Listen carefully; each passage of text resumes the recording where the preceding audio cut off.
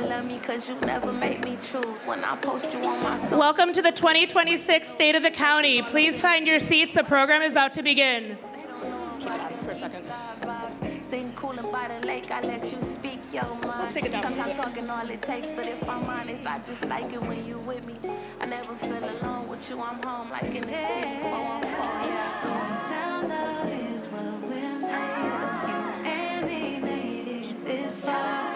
Love this city, who can blame us for one for you have my heart. It's a young love city raisers. When it got tough, nothing phases. I like to see him try to take us apart. One for you have my heart. Tipsy, Brandy said a whiskey when I leave, I know you miss me. I cop a flight and see the city for one day, and maybe one day I'll bow one way. Hey, town love is what we're made of. You and me made it this far. Love this city, who can blame us for one for you have my heart. It's a young love city raisers. When it got tough, nothing phases us. I like to see him try to tear us apart. One for you have my heart.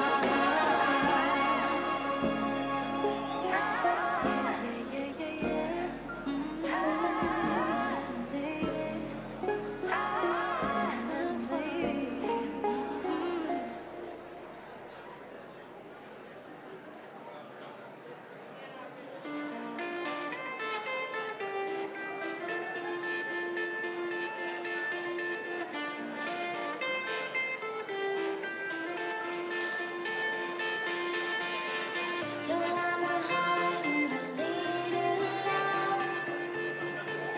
Don't know how you played the part of my love so well. Flip the page, you'll see and style. Welcome to the 2026 State of the County Address. Please rise for the singing of our national anthem by the Milwaukee High School of the Arts Concert Chorale and the presentation of colors by the Milwaukee County Sheriff's Office and Milwaukee County Fire Department Honor Guard.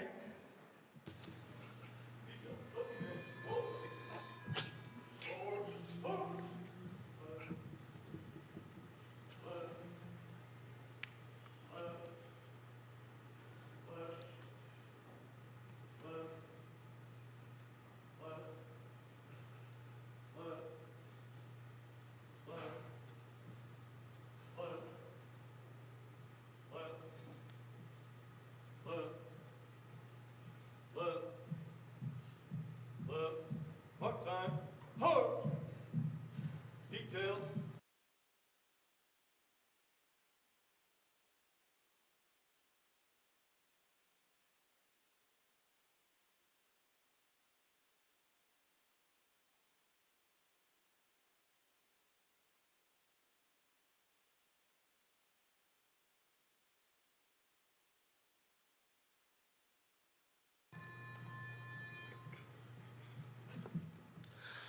Oh, say, can you see by the dawn's early light what so proudly we hailed at the twilight's last gleaming, whose broad stripes and bright stars through the perilous fight o'er the ramparts we watched were so gallantly streaming, and the rockets' red blaze, the bombs bursting in air, gave proof through the night that our flag was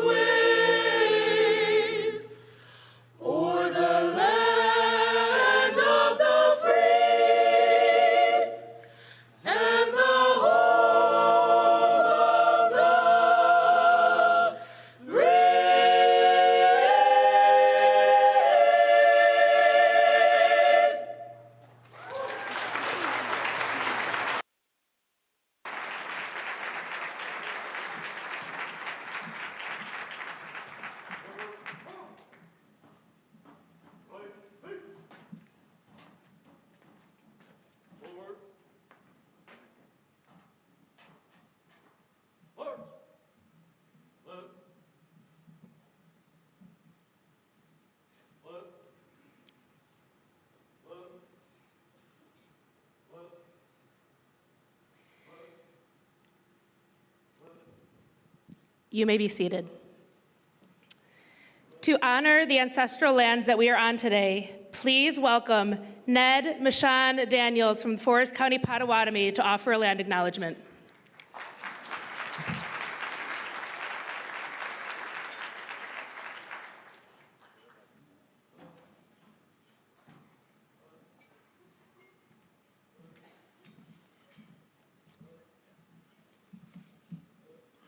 Bonjour. Good morning, everybody.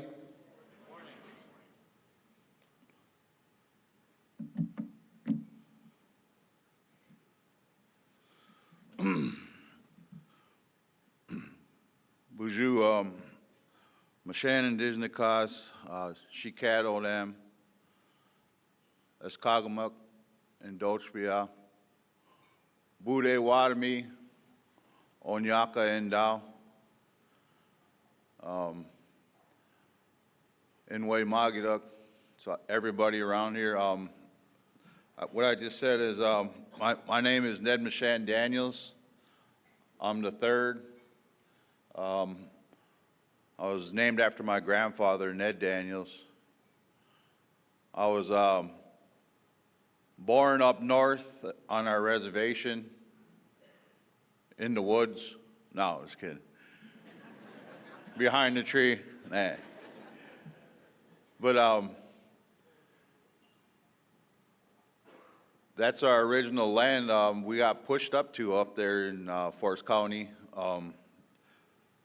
We're standing on our original land where we used to live.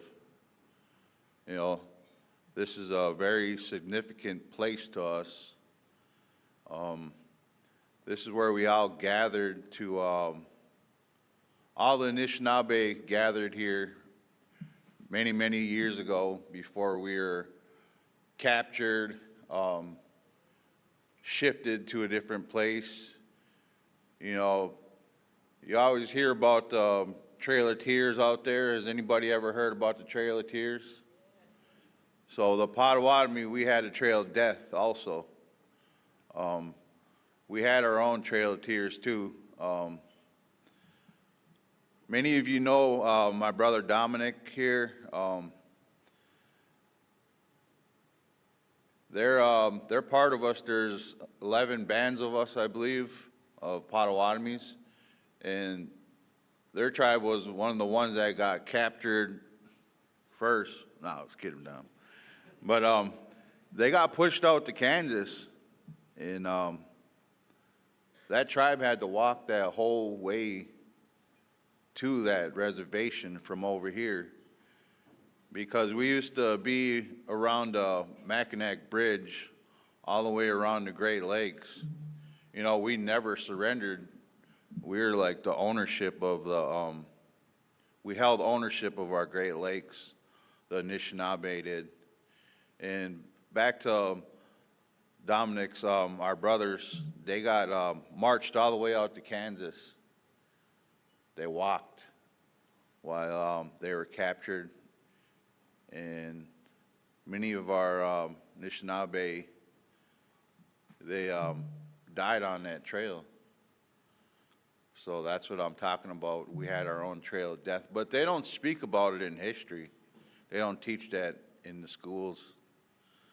I wish they would teach our history the right way, you know. But today I got asked here, and I'm very thankful I'm here with you guys. You know, because I'm from the land up there, my reservation. We have 3 reservations. It's Stone Lake, Carter, and Blackwell. Has anybody ever been up to Carter? Anybody? It's about 3 hours for me, but probably about 3.5 hours, 4 hours for everybody else in here. But yeah, that's where we got pushed to, you know. That's our land now, but this was our original land where we're at. This inlet right here, all the Anishinaabe used to come here and fish and gather, and they all used to meet up here and trade goods, you know. You could buy guns here back then, or whatever they were, muskets or however it was, you could buy anything here. You know, all of our people. This was the good land. I don't know if you guys ever heard that, but that's kind of like in the story of the name of Milwaukee too. It's the good land. So we always get that good feeling when we come back here. I feel like I'm at home every single time I come back here. We always get treated good too, and I want to thank everybody that runs our facilities and works with us. You know, in 16th century, we were by the south of the Mackinac Bridge. There was Potawatomi, Odawas, and Ojibways. And we were the three fires, you know, before we got moved around. Potawatomis, they gave us a task a long time ago to be the keepers of the fires, take care of that in a sacred way. In Ojibwe, they're keepers of the faith. G-bomb is like a word for spirit. In Ottawa, they're keepers of the trade. They used to tell you how much your furs were worth. You know, they used to tell you what price you can put on any of your goods, because that's how we survived a long time ago, before we were all colonized, you know. You know, I was going to write a speech down, but I usually speak from my heart when I do these kind of things. And I'm like a Ogama back home. I'm one of the chiefs over there. So I work with our children, and I really enjoy that. I brought some of my sons with me, Andrew and Brandon, if you guys can stand up. You know.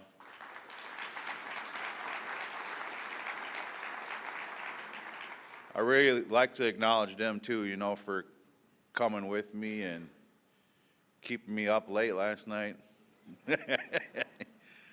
But yeah, this is a very significant piece of land we got, and I'm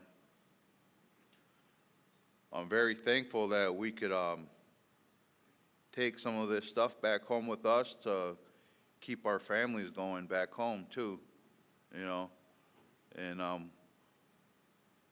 we're eight families a long time ago that we hid amongst all of the tribes. We hid out from the government. Nothing against the sheriff over there.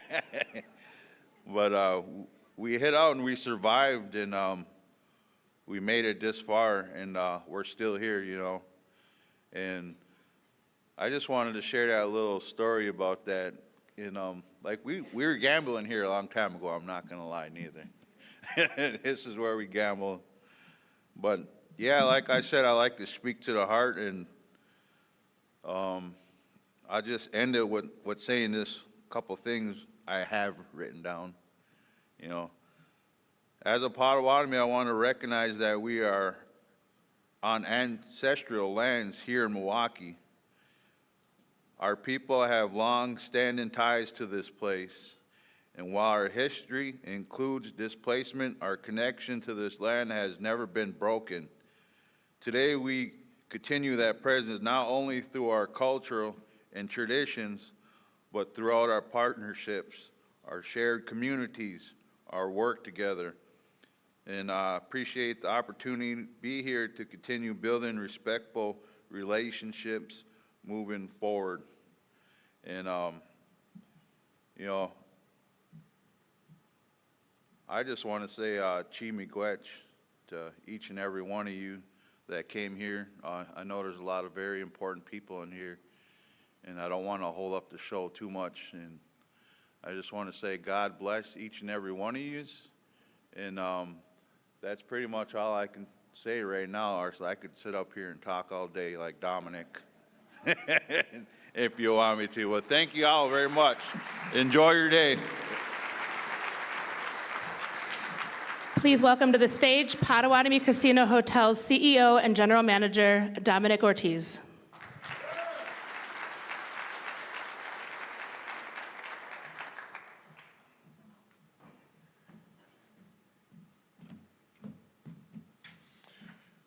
Good morning. Another beautiful day dawns on Potawatomi, and I couldn't start the day better than to be honored to have Mishan and his sons up here while I speak like this, and to tell that story of how I came down here on that Trail of Tears.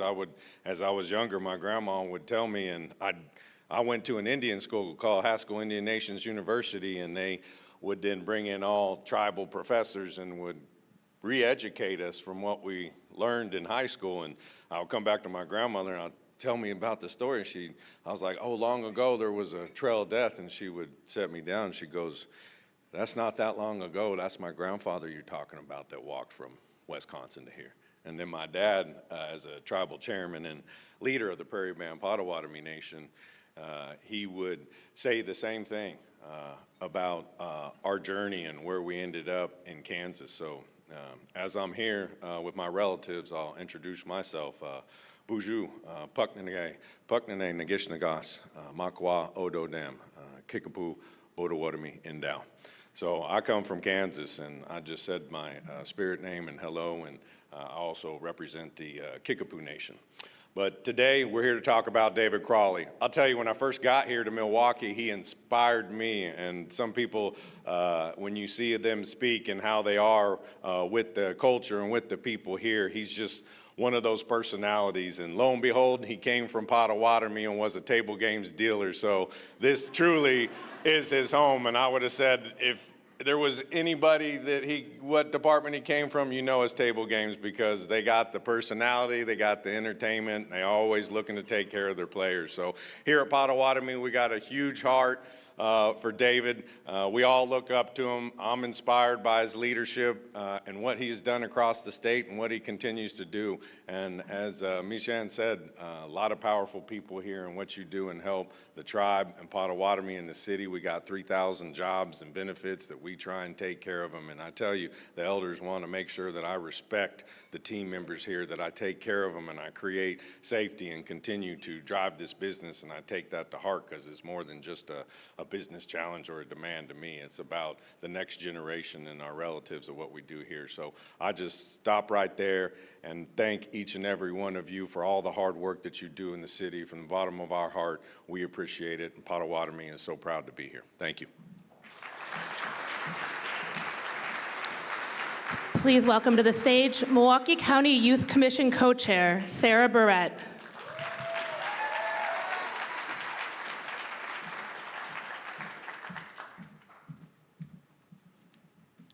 Good morning. My name is Sarah Brewitt, and I'm a co-chair of the Milwaukee County Youth Commission, appointed by Chairwoman Marcelia Nicholson.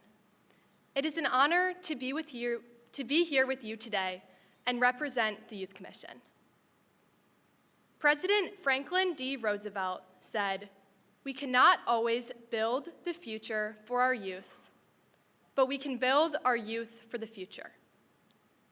This means allowing young people to play an active role in advocating for and promoting change, not because someday policies will affect us, but because they already do. Decisions about education, transportation, mental health, and public safety shape our lives directly. So being part of the Youth Commission means building a bridge between our peers and county government. In 2022, Milwaukee County Executive David Crowley and Board Chairwoman Marcelia Nicholson co-authored a resolution to reestablish the Milwaukee County Youth Commission. Youth commissioners are students between the ages of 14 and 18 who have been empowered by the strong leadership in Milwaukee County to drive positive change. The Milwaukee County Youth Commission exists because our community recognizes that young people are not observers, but contributors. Strong role models and positive leaders in Milwaukee allow young people to learn, lead, and grow. So I want to especially thank all of our adult advisors who support the Youth Commission. You are the best role models we could ask for, and every day we are inspired by your work ethic and passion.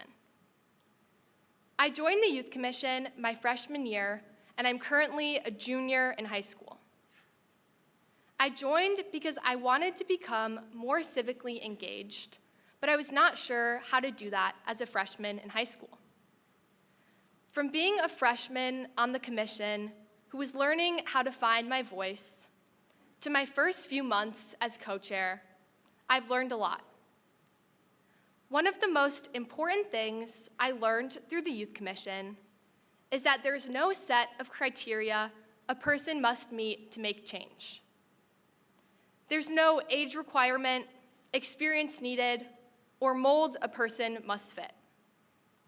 All it takes is one small idea and the courage to share it. One way the Youth Commission has recently contributed to the Milwaukee community is by unanimously passing a $35,000 microgrant to Pathfinders, a youth homelessness organization. Pathfinders supports, thank you.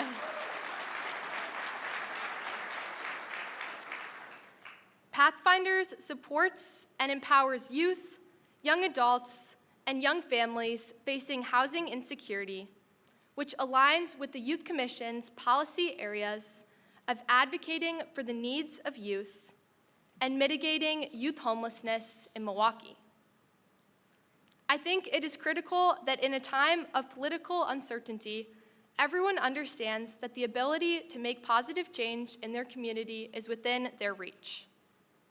Something that was important to me was recognizing diverse groups of change makers. So last year, I passed a cultural heritage resolution. Each month at the Youth Commission Committee of the Whole, we recognize and celebrate a group of individuals that corresponds with the month. This March, we highlighted Women's History Month. We discussed how women's heritage reminds us how far we have come, but how every generation has had the opportunity to push the door open a little wider. I'm proud to be able to keep opening that door for my generation and generations to come. Thank you to the dedicated community members of Milwaukee County who do not push youth aside to build the future, but who bring us along so the youth of Milwaukee is built for the future. Thank you.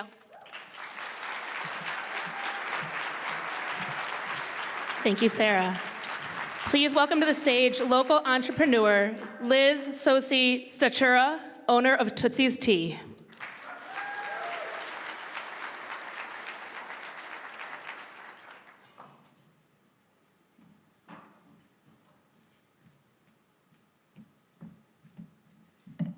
Hi, everyone. My name's Liz. I'm the owner of Tootsie's Tea. We are an indigenous tea company that specializes in loose leaf tea. I source ingredients locally, globally, and even grow ingredients of my own at the Native Wellness Garden.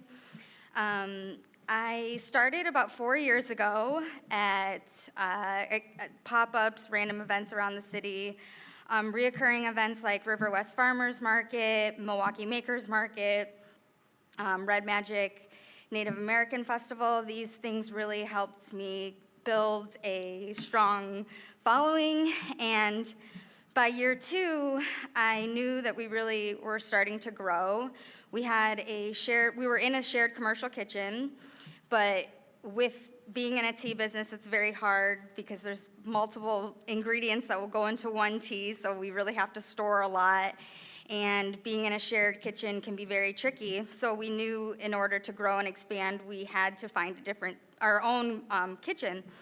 That became very tricky because as a tea production facility, we don't need a stove or an oven. And so we found a lot of places that we looked at in Milwaukee County. We felt like there weren't a lot of options. And the ones that were available were way out of our price because they offered things that we just didn't need. We also, when I say we, I'm also talking about my husband as well. It's just me and my husband. We do basically everything ourselves. So I know we were like hopelessly also trying to find a place that, not just a kitchen, but maybe had a retail space and even a little community room that we can host events, or small community events and tea tastings. And obviously that meant the price for rent would be even higher. And we started to think, what if we created that space rather than try and find a space that might not exist for our budget. We considered just a simple building. If we renovate it, even if we put tens of thousands of dollars into renovating it, it would be, we crunched the numbers, everything, and it made more sense. And we were still saving way more money had we used or rented a regular commercial kitchen. So we found a building. It's right down the street. I'm not sure where we're at, but on 25th and Clybourne. We were so excited. We signed the lease. I was able to negotiate 6 months rent free with my landlord. We're very confident. We did lots of research with everything, and we had visited the city multiple times, asked many questions. We felt very prepared. But then by the time it actually came to doing the renovations, we experienced lots of setbacks. One of the setbacks was, as much as everyone from the city was very helpful, I think there were things that I was told I didn't need an architect. I was told I wouldn't need a second bathroom. I didn't need a grease trap. There's a lot of things that when it came down to it, I actually did need these things, which shifted everything, and it caused a lot of delays. And no one even gave me wrong information necessarily. It's just that sometimes there's just these little itty bitty reasons that maybe that isn't accurate, and that kind of related to us, and it was very stressful. So that shifted things significantly. When we had negotiated our 6 months free rent with my landlord, we had hoped that we could open June 20th because our rent started in July. And we thought, okay, we could open we'll get it all done before rent starts. But we didn't even get our permit until June 25th. And then we even found out that we had to get rezoned, which we didn't even get rezoned till July 31st. So with that being a challenge, it sounds like it might be directly with Milwaukee, but I can say that that's not the case. I have a lot of small business friends who are trying to or have open businesses all around the county, West Allis, Shorewood, Wauwatosa. They're all experiencing these same things. It's not just one city necessarily. And it's so hard because sometimes if it's a big corporation or investment group, they can absorb these costs. But when it's someone like a small business who wears many hats and they're working with very little money, these shifts and changes make a huge difference. Another experience, a challenging experience we've had is also with funding. I felt very confident going into this with my lenders, talking about my plan. I had a strong business plan. I felt very confident, and what we learned very quickly that if you don't have collateral, it doesn't matter. They're not going to fund you properly unless you have collateral. I don't own a home. I don't own a car. Well, I do own a car, but it's not worth a lot of money. And for me, it's, well, how could I even own a home if I can't get ahead? It makes it the system and how things work in the world is very funny because it's so hard to even get ahead. And being a small business owner, not just me, but many others, when we have things we need to pay for, we're often having to put things on credit cards, and then all of a sudden, your score drops, and then your insurance rates go up, and it's very hard. It's a tricky place to be in, and it's so hard to get ahead. So when I found out that Milwaukee County was going to be doing the Building Bridges grant, I knew I had to apply. I was very desperate at that point, but also I was very intrigued with what I had read about it. I know that there was a lot of people deserving that had applied, and I felt so grateful when I cried when I found out that we had been awarded the $10,000. And the one thing that I will say that, try not to get too emotional, is with Milwaukee County giving me that, it wasn't just, sorry, it wasn't just like giving me a check. It was like really just actually like genuinely like involved in like with what was going on with our renovations and everything, and not in a like micromanaging or pressure type of way, like when are you gonna open, but kind of like wanting to know and genuine concern and wanting to put themselves into my shoes to not just understand my situation, but like other small businesses. It's been so nice to, being a small business owner, it can drain you so much and it can mess with your confidence. I truly, I don't even feel like I didn't even want to be on the stage. I hate public speaking, and I just like, I don't, but I felt like I'm here and I'm on this stage, and I agreed to this because I genuinely can't say the love and the support that I felt from the people at Milwaukee County and the staff. It's, because they have showed up for me so much. I knew that I had to show up for them, and this is why I'm here. Before I wrap everything up, I just want to say, obviously, I'm very passionate about small business, and if you could do anything, just really try to support them as much as possible. We live in age where it's so easy to just order things on Amazon, and I really think just maybe make a weekly habit of just going to a local shop, and maybe it's one you haven't visited before, and just support them, whether if it's, for anything. It really makes a difference. I can tell you that because of us being underfunded, every online sale that we have through our website or market pop-ups, even a $10 jar order has made a huge difference in us getting our doors open. And we're at 13 months now, and we're not quite open. However, we're very, very much at the tail end. We're at like the cosmetic phase right now, and we're very excited, and I hope one day you can come visit our place, and we'd love to have you. So thank you.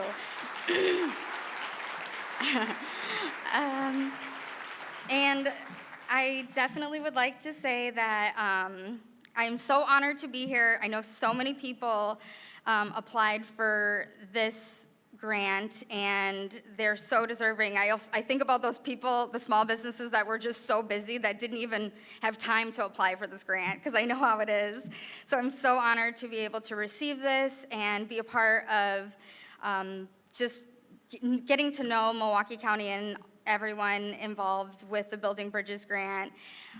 So if you can join me in welcoming someone who has lived in Milwaukee their entire lives, and they are rooted in resilience and truly care deeply about the community. I would like to bring to the stage Milwaukee County Executive David Crowley. Sorry, I don't know where he is.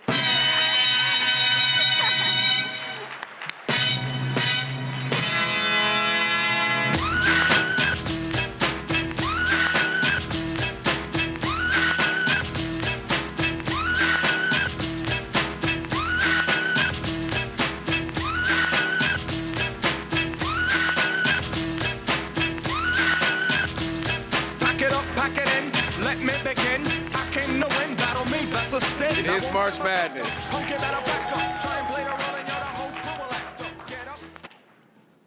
Well, thank you to all of you for joining us for today. We are having our 2026 State of the County Address. Now, every year, thank you. Now, every year I look out at this room filled with our community leaders, our partners and residents, and I'm reminded that none of the work we do in Milwaukee County happens alone. It takes all of us coming together to build something bigger than any one person or one office could accomplish on their own. That spirit of collaboration is exactly what today is about. And I'm grateful to all of you for being partners in this work. Before we dive in, I want to take a moment to recognize the incredible Milwaukeeans who gave their time and talent to make this morning so special, including the Milwaukee County Sheriff's Office and the Milwaukee County Fire Department Honor Guard for presenting the colors, the amazing Milwaukee High School of the Arts Concert Chorale for their beautiful rendition of our national anthem, and to Sarah Brewitt, one of our impressive Milwaukee County Youth Commission co-chairs. Thank you to her for reminding us not only our young people are our future leaders, but they're already leading the way. We also want to acknowledge our incredible hosts, Potawatomi Casino Hotel.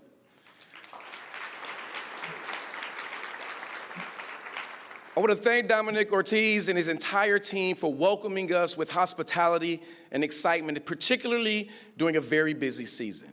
Now, if you're wondering what I'm talking about, please make sure to stop at the new Potawatomi Sportsbook to catch some March Madness basketball after today's program. And hopefully your bracket survived the first round without too many upsets.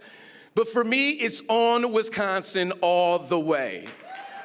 Really excited about it. And this is just one of the activities that makes Potawatomi a dynamic hub for recreation, entertainment, and community pride. Their investments in Milwaukee County are generating economic activity, creating jobs, and doing it all while giving back to the community through the Heart of Canal Street program, which has contributed over $21 million to local children's charities.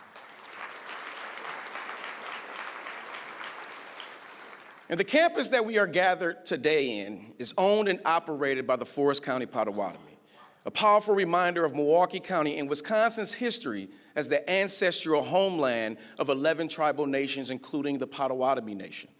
And as we honor their original stewards, we must continue to respect their deep connection to the land and commitment to building our future together. Again, thank you to Potawatomi for hosting us today. Let's give them another round of applause for everything they do to energize and strengthen Milwaukee County. And then last but certainly not least, I want to thank Liz Tatura for her lovely introduction. Liz has worked hard for many years bringing up her business, Tootsie's Tea. Many of you probably met Liz at community events like the River West Farmers Market, where she's famous for selling her signature loose leaf tea. And like so many entrepreneurs in the Badger State, Liz is chasing the American dream. But she'll be the first to tell you that starting a business, turning a profit, and keeping the lights on, it comes with its own unique set of challenges and obstacles. And at Milwaukee County, we understand that. We have a strong history of supporting economic development efforts by utilizing our real estate assets to attract investments and boost job growth. Milwaukee County's Office of Economic Inclusion also continues working with local contractors and firms to invest back into our community. Those efforts have produced significant results, but we can always do more. That's why during my State of the County address last year, I called on my administration to build bridges between small businesses, entrepreneurs, supportive organizations, and municipalities looking to fill, and in most cases, refill spaces in their commercial corridors. And it's why we partner with the Wisconsin Economic Development Corporation to create the Building Bridges program. And through this effort, we've already awarded $10,000 grants to 20 small businesses across Milwaukee County.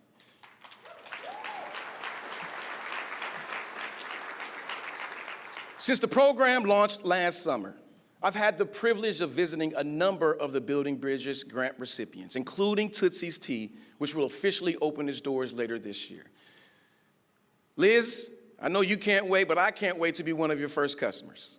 We're all cheering on your success, so please help give a well-deserved round of applause to Liz for helping grow our Made in Milwaukee economy. But in addition to supporting entrepreneurs like Liz, my Building Bridges program provides technical support to help expand brick and mortar businesses across Milwaukee County. And since its inception, we estimate that the program has leveraged over $1.8 million in small business investments, supporting over 120 jobs in the process.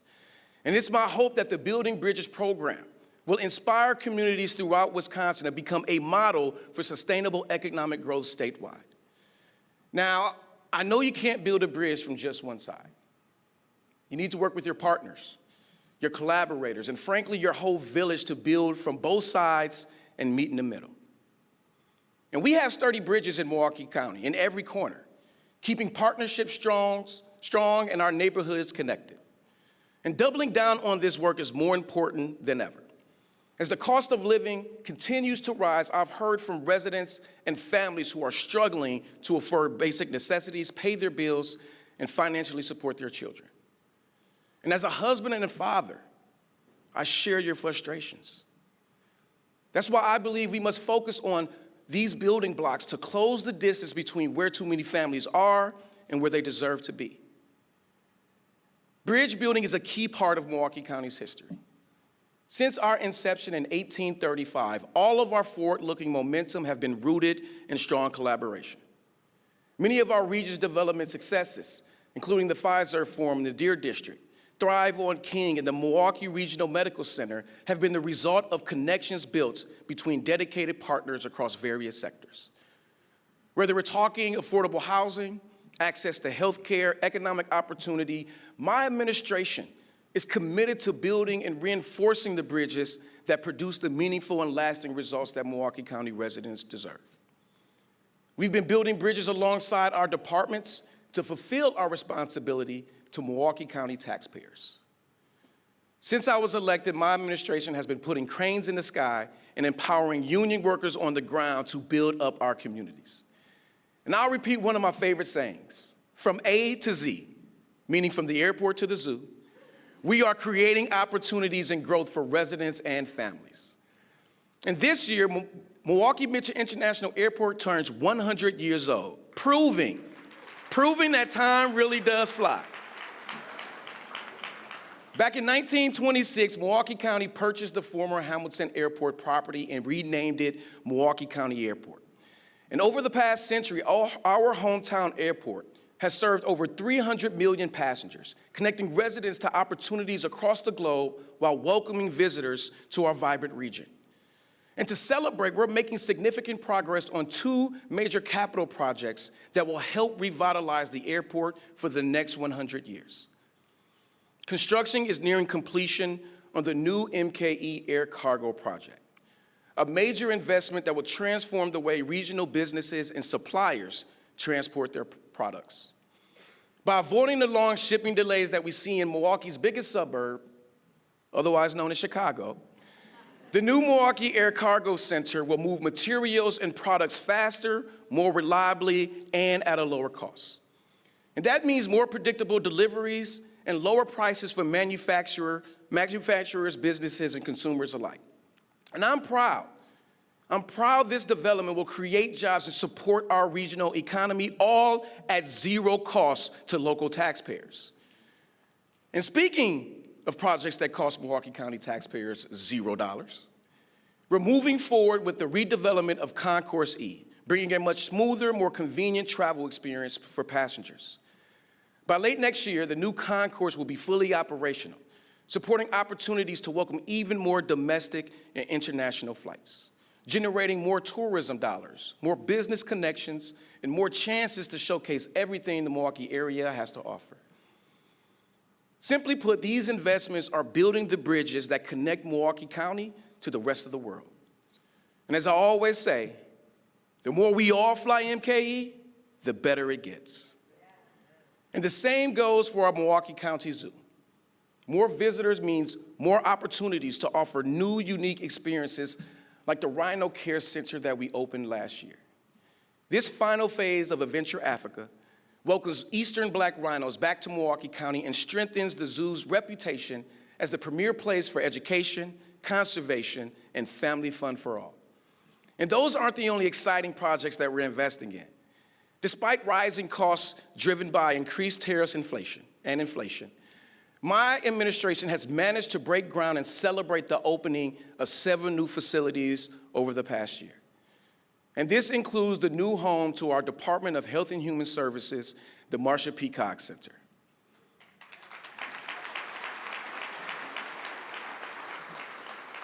For the first time in Milwaukee County's history, DHHS has a building designed specifically to deliver health and human services for our community.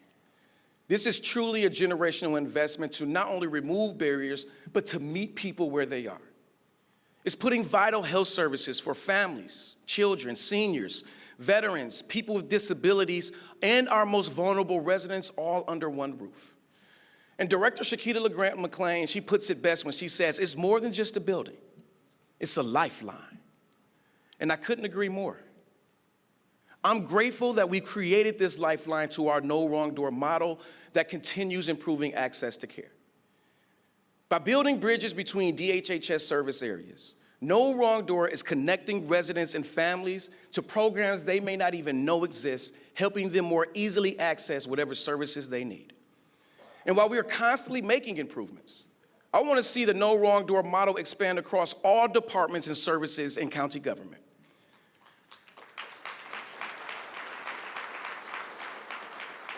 Because one of the best ways to save taxpayer dollars is to boost efficiency and streamline the way we conduct business.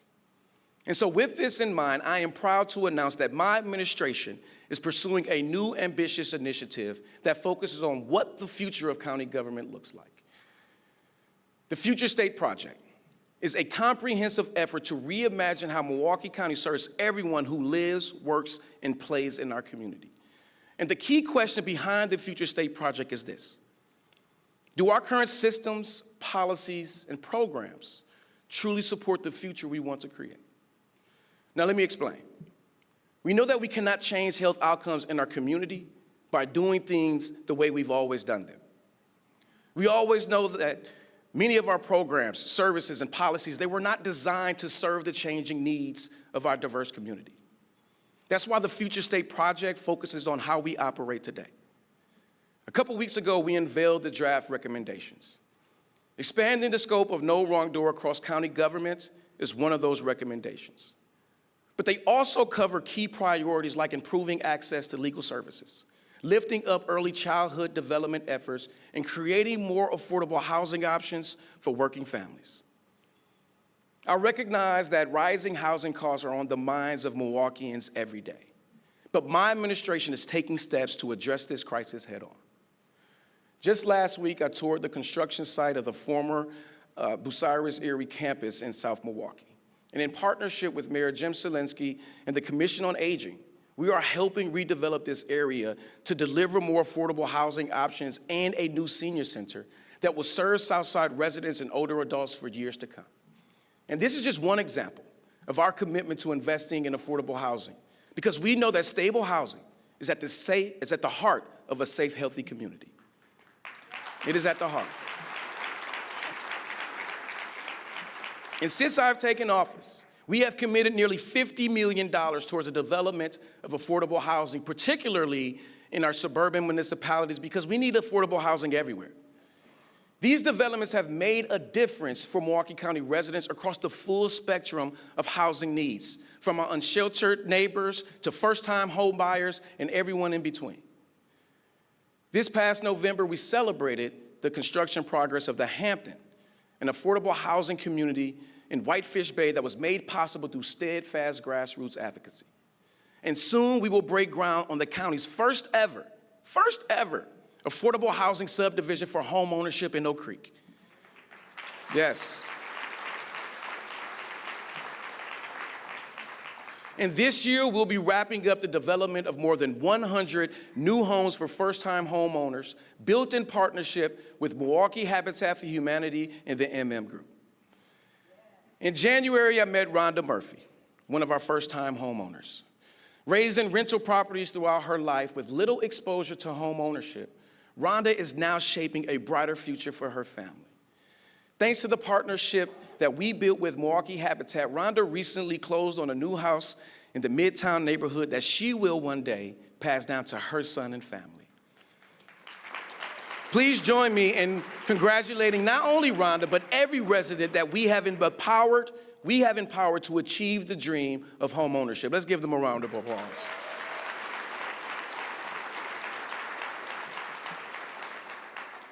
But we also recognize it's not enough for homes to just be affordable. They also need to be safe, which is why my administration launched a new program to reduce lead-based paint hazards in owner-occupied homes across Milwaukee County. Because when we solve housing challenges, we create the foundation that families need to build a bridge to the future they deserve. And look, our efforts are truly working. 2025 data shows that once again, Milwaukee County had the lowest unsheltered population count per capita in the entire country, y'all. In the entire country. Nationally, we are seen as leaders in this space. And that's because time and time again, we've shown that housing first, a housing first approach really works. We know that the only way to bridge the gap between homelessness and stability is by getting our residents into homes. Since we implemented the Housing First model, we've reduced our homeless population by 75% in under 10 years, saving Milwaukee County taxpayers over $30 million in the process.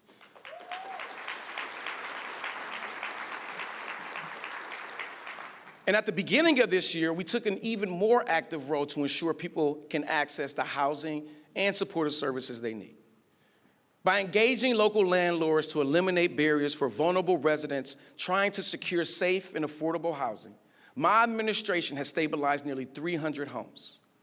We partnered with Project Return to provide housing and wraparound services for newly released Community Reintegration Center residents that will help them maintain sobriety, employment, and health as they return to their communities. Additionally, the DHHS Housing Services team has taken on a new role as the lead agency for the region's coordinated entry system, building bridges between individuals experiencing homelessness and the wraparound services that could change the direction of their lives. My administration remains committed to building on this progress to end homelessness right here within Milwaukee County.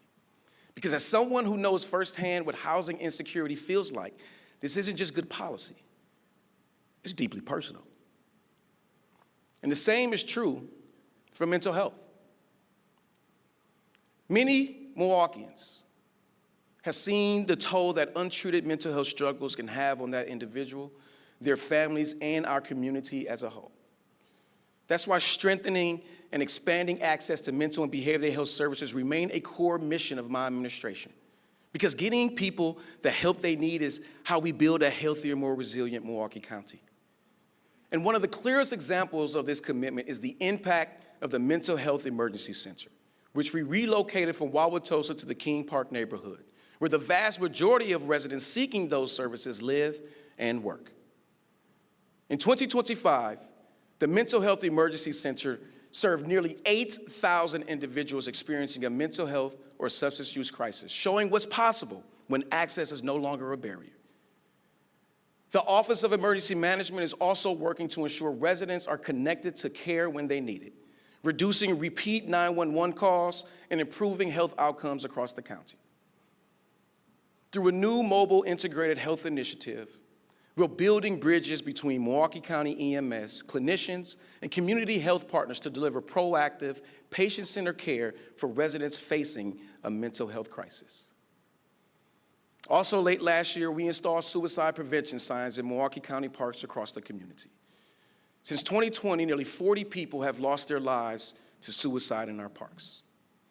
And in 2024, one of them was my best friend, Jonathan Brostoff. But his loss, that loss, was a painful reminder of how critical it is that we continue breaking the silence around mental health and creating more spaces where people feel seen, supported, and safe to ask for help. And together, we're sending a very simple message: that help exists, that healing is possible, and that hope is just one phone call away.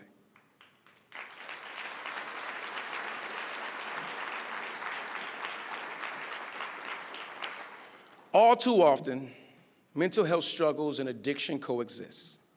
So it's crucial that we also build bridges to behavioral health services to address substance use disorders directly. For many years, local leaders and organizations have been on the front lines of the opioid crisis. And the initiatives we've built with those partners are making a measurable difference. In 2024, Milwaukee County saw a 30% decrease in opioid overdose deaths. And preliminary data for 2025 shows that we are on track for another substantial decline. These encouraging trends, they reflect the power of partnership. And by working alongside other harm reduction service providers to make life-saving supplies like Narcan more accessible, we are saving lives. And that means there are more opportunities for treatment, for recovery, and a path forward. But because we're seeing results doesn't mean we can take our foot off the gas. Even one life lost to overdose is one too many. No one, and I mean no one, should have to experience the devastating grief of losing a loved one to this crisis, which is why we remain committed to investing in these initiatives. To date, Milwaukee County has secured the largest amount of opioid litigation settlement dollars recovered by any local government in the history of Wisconsin. And we have put these funds to work supporting a wide range of strategies to reduce fatal overdoses, from countywide distribution of harm reduction supplies and connections to residential substance abuse treatment facilities, to improving the data that informs our policy decisions. This year, we're launching a new tool that uses real-time data to assist our efforts on the ground. In collaboration with regional health partners, we're investing in technology to implement a data-driven alert system that will detect notable spikes, overdose spikes. And this system will deploy key personnel throughout Milwaukee County, not just to mobilize our community resources, but to mitigate current harm and prevent near-term overdoses. This has the potential to save even more lives. And I want to thank our Chief Health Policy Advisor, Dr. Ben Weston, and all of our partners for keeping up the fight against the opioid epidemic.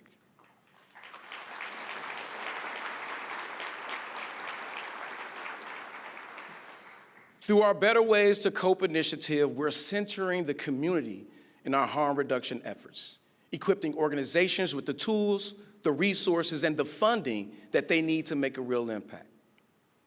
I recently met with several community-based organizations that have received opioid settlement dollars to deliver prevention, treatment, and recovery services to underserved populations. And while they shared the heartbreaking realities they've witnessed in the community, I also heard an unshakable sense of resilience, perseverance, and hope. And one of those stories was from Startina White. Startina was able to access life-changing support services as she battled her own addiction journey. And now she's helping others do the same in her role at Wisconsin Community Services. Startina's story reminds us how personal this work is for so many people in our community. And that's why we keep building bridges to combat the opioid epidemic through evidence-based solutions. And some people ask why? Because so many lives depend on it. Lives also depend on the dedication of our emergency response teams right here within Milwaukee County. In 2024, the Office of Emergency Management launched a pilot program to administer whole blood transfusions in the field. And this program allows first responders to deliver immediate life-saving care rather than having to wait until the patient reaches the hospital. And those critical minutes, those critical moments, they can mean the difference between life and death. Since its launch, 45 patients across the county have received whole blood transfusions following severe injury and trauma. That's 45 people who are given a fighting chance to survive, a chance they wouldn't have had before this program existed.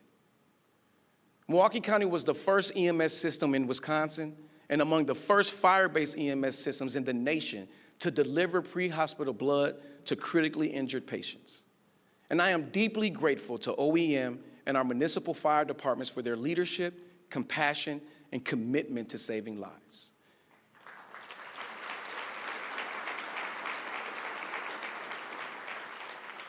And in one case, their swift response saved 2 lives. A young woman has suffered postpartum hemorrhaging after giving birth at home. Now, what should have been one of the happiest days in her life became one of the most terrifying. But because of the skilled response from EMS paramedics and the availability of whole blood, she was able to receive a transfusion before the situation became fatal. And today she is healthy, she is home, and she is able to care for her baby. That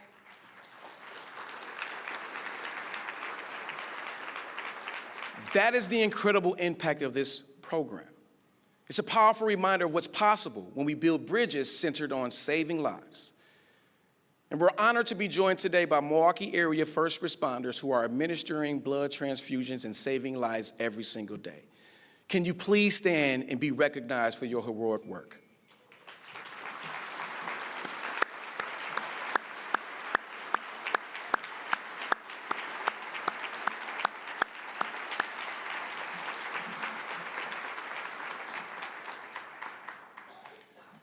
When emergencies strike, it's our first responders who spring into action. And I want to take a moment to acknowledge their extraordinary work following one of the most serious weather events we've ever experienced in recent memory. Last August, extreme storms and historic flooding hit southeastern Wisconsin. The damage was profound, and it tested our community's strength and perseverance. In the days and weeks that followed, I visited impacted neighborhoods and met with residents, families, and business owners who lost their belongings, who lost their homes, who lost everything. But because of the swift action and courage of our first responders, lives were protected, and for that, we owe them a debt of gratitude. Our emergency response and public health professionals came together to support residents during that challenging time, many of whom were simultaneously navigating flood damage of their own. They showed up for our community even when they needed support themselves.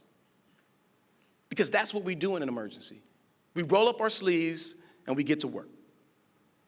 Milwaukee County OEM, they stood up a coordinated emergency operations center, working closely with our state and municipal partners, including Mayor Cavalier Johnson, county departments, and community organizations.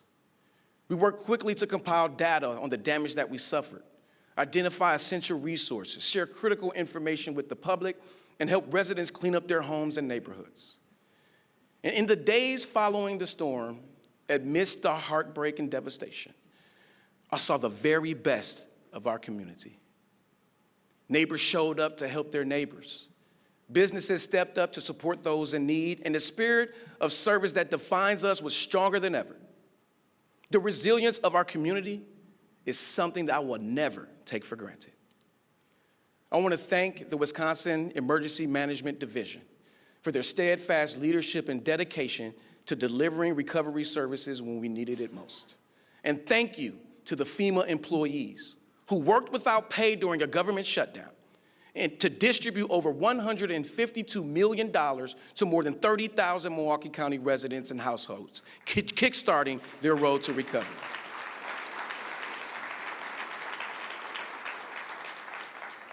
I am incredibly grateful that our residents were able to access the financial support they needed to repair their homes and businesses. But our recovery efforts were dealt an incredible, disappointing blow when the Trump administration denied public assistance to the state of Wisconsin without even providing a reason.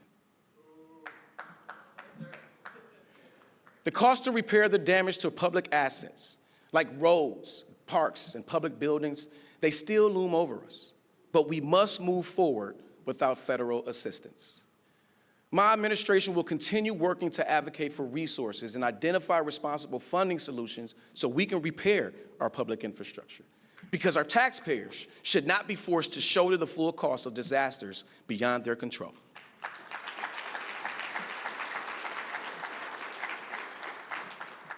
But if there is one lesson that we can take away from the August floods, it's that coordination saves lives. When disaster strikes, the bridges we've built between governing agencies, local organizations, and the community are what hold everything together. And having a central hub for our emergency response efforts is critical to how well we're able to respond in these times of crisis. And that's why I'm proud to share that this summer, the Office of Emergency Management will move into a new state-of-the-art home inside the Forensic Science and Protective Medicine facility in Wauwatosa. And this facility is the result of our partnership with the state of Wisconsin, the Medical College of Wisconsin, to create a long overdue dedicated home for the Milwaukee County Medical Examiner, and it will significantly enhance operations for our Office of Emergency Management. When we open the doors to this facility later this year, Milwaukee County will have a new tool in our public safety continuum that reflects our commitment to these efforts. It will also help provide critical support for anyone who is working on the ground to make our communities safer. But to address violence in Milwaukee, we need to look deeper than the symptoms. We must take a comprehensive approach to tackle the root causes, the social, the economic, and the structural factors that allow violence to persist. That's why my administration invests in preventative efforts like the Credible Messengers program to engage with young people involved in the justice system.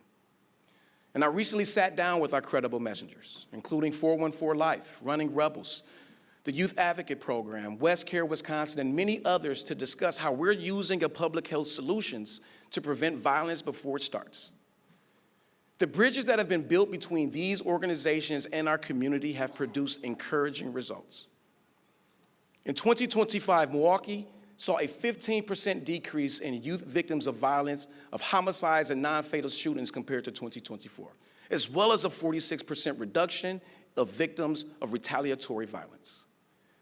By investing upstream, we're doing more than just preventing violence in our neighborhoods. We're keeping young people out of the criminal justice system, and we're putting them on a much brighter path forward. But if we want a safer future for Milwaukee County, we must also get serious about reckless driving.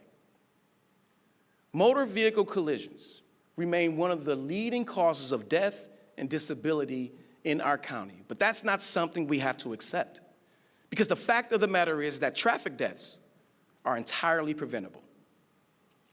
That's why my administration is committed to advancing Vision Zero, our initiative to eliminate traffic fatalities and serious injuries by 2037.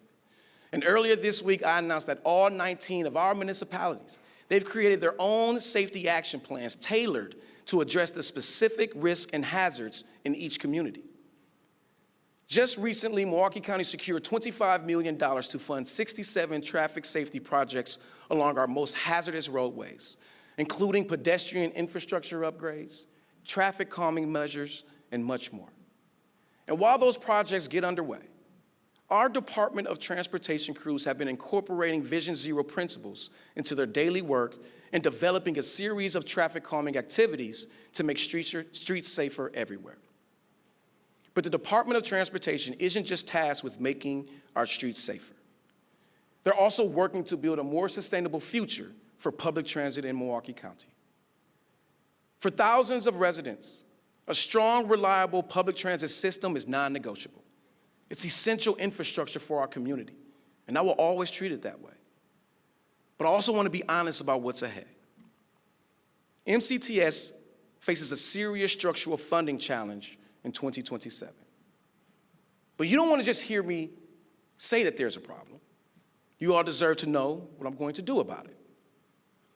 Under the leadership of Transportation Director Joe Lamers and MCTS President Steve Fuentes, we are pursuing a fiscally sustainable path forward that does not abandon our riders. We're also building the coalition of state and federal partners necessary to secure dedicated transit funding for Milwaukee County, because we can't provide it alone. And I've fought to deliver funding for this community for both the state and federal government before. And in the end, I won. And I promise you that I would do it again.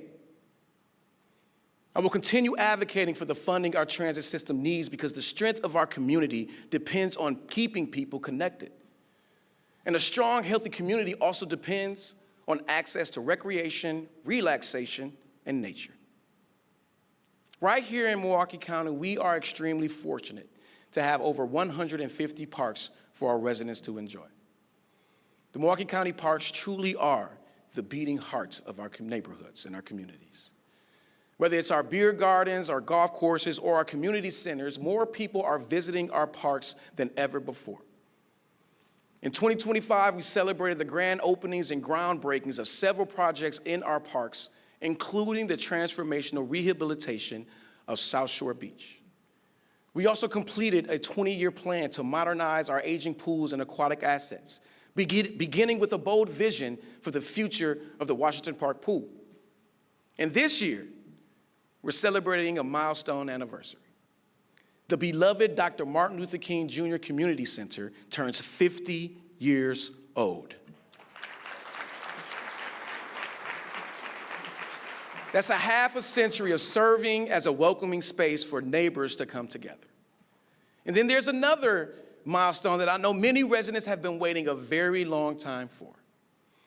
By working with Chairwoman Marcelia Nicholson Bovell and the Milwaukee County Board of Supervisors, my administration approved a plan to advance the redevelopment and restoration of the Mitchell Park domes. Together, thank you. Together, we finally forged a path forward for the domes that we preserve a treasured Milwaukee landmark while protecting taxpayers and delivering long-term savings for the county. And when I think about building bridges to preserve outdoor assets like our parks, I'm proud we enacted Milwaukee County's Climate Action Plan that is helping us achieve net zero carbon emissions while advancing equity, justice, and resilience throughout our community. By reaffirming our climate goals, we will continue to lead with urgency, with transparency, and a clear vision for a more equitable and sustainable future. And as we look ahead, we must continue to navigate the turbulent fiscal environment and build bridges to ensure Milwaukee County is financially strong. At the end of the day, none of our other priorities are possible without a solid foundation, and we have a lot to show for our efforts. In 2024, I delivered the largest property tax cut in Milwaukee County history, which is currently keeping the levy lower than previous years and limiting the financial burden on residents as much as we can. And as a result of my administration's fiscal stewardship, Milwaukee County ended 2025 with a surplus currently estimated at $14 million by the Milwaukee County Comptroller's Office. This is encouraging news. It's encouraging news for our taxpayers and the services that they rely on. But I want to take it a step further. Since I've been county executive, we've ended every single year with a budget surplus. We accomplished this by addressing our legacy pensions issues, creating more revenue sources, and building bridges with communities across Wisconsin to fund critical services. We've also been fighting on behalf of Milwaukee County in Madison and coming home successful. During the last state legislative session, my team took our case to the Capitol and we secured new revenues and budget provisions to fill in future gaps. We worked with a bipartisan group of lawmakers to identify fair funding solutions. And because of our advocacy, Milwaukee County will now be more fairly reimbursed for state-mandated services for the first time in over 60 years, saving taxpayer dollars for years to come.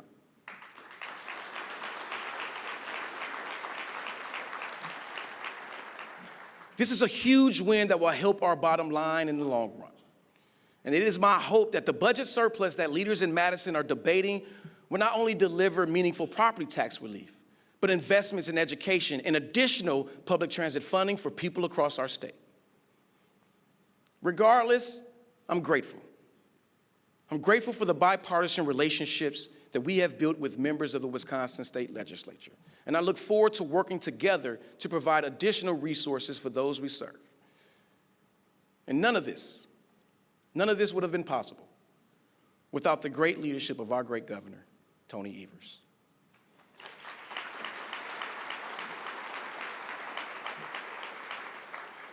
Since he took office in 2018, Governor Evers has been a true partner and a tireless advocate, building up progress across the state to serve Wisconsinites with dignity, integrity, and compassion.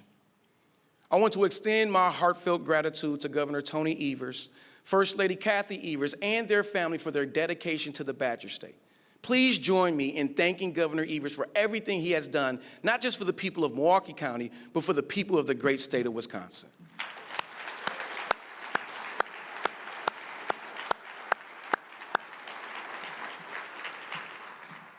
Now, I truly believe that the best way to honor Governor Evers' legacy is by continuing to build the bridges that he laid the foundation for. We know this work is more important than ever. Since last year, a lot has happened in our community, throughout our state and across our nation. I was recently in Washington, D.C., where I met with governing leaders from around the country who expressed the same concerns, fears, and frustrations that we're feeling here in Wisconsin. They're also worried about federal budget cuts that threaten to strip away services that residents rely on. They're also closely watching federal immigration agents overtake cities and tear children, families, and neighbors away from the communities they call home. And they, too, are exhausted by the political dysfunction and government shutdowns that make it harder for working people to put food on the table, fill up their gas tanks, pay their bills, and keep a roof over their heads. Those fears are real. That anger is justified. And again, I share that overwhelming frustration. So here's my promise to you. I will do everything in my power to ensure that Milwaukee County, we do not pay the price for decisions being made in Washington, D.C. And I will keep fighting and keep building bridges at the state and federal level to fight for the resources our residents deserve. I am constantly grateful to have the partnership of United States Senator Tammy Baldwin and Congresswoman Gwen Moore in this fight. Extremely grateful. And I won't pretend that these are easy times. But leadership isn't about waiting for calm waters. It's about responding to the changing tides and steering the ship through the storms. So while the political environment that we find ourselves in may be unreliable, my promise to you is that my commitment to this community will not be. I will keep investing upstream to ensure services reach the working families who need them. I will protect the progress that we have made together, and I will not stop our pursuit of equity for every resident here in Milwaukee County. You all know me. I grew up in Milwaukee, and now my wife and I get to watch our 3 daughters do the same. This is my home. This is my community. I've seen the pain, and I've felt the struggles. But I've also witnessed the strength and the compassion and the resilience that truly defines us. And that has guided me in every chapter of my journey. From working as a community organizer to a state lawmaker, and now as your Milwaukee County executive, I will never back down from a fight. I show up and I get the job done. I believe my record speaks for itself. Because of the bridges that we've created and the people who have helped build them, I can say with confidence, the state of our county is strong and getting healthier and brighter every single day.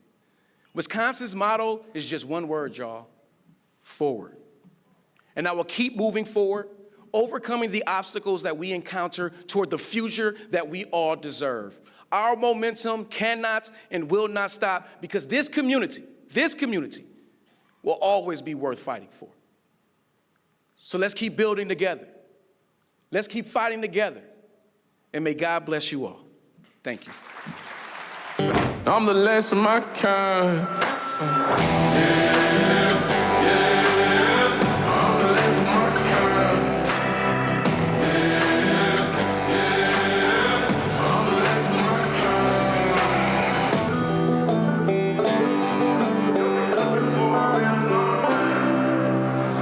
Got folks that carry some shit, can't cross state lines. Ducking cops in the dirt.